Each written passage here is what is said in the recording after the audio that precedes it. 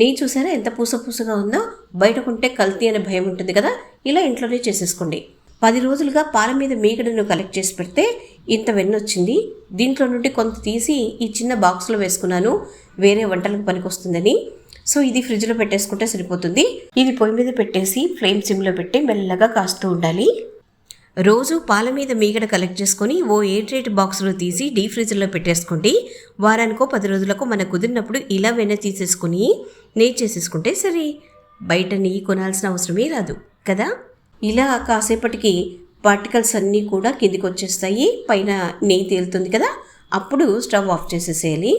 ఇది చల్లారాక వడగట్టుకొని పెట్టుకుంటే ఇలా నెయ్యి వస్తుంది కదా. ఇది గడ్డకట్టాక చూడండి ఎంత పూసగా ఉందో. అన్నీ ఇంట్లో చేసుకోవడం అంటే కుదరదు, కాకపోతే కొన్ని చేసుకోగలిగినవైనా చేసుకోగలిగితే బాగుంటుంది. మీరేమంటారు?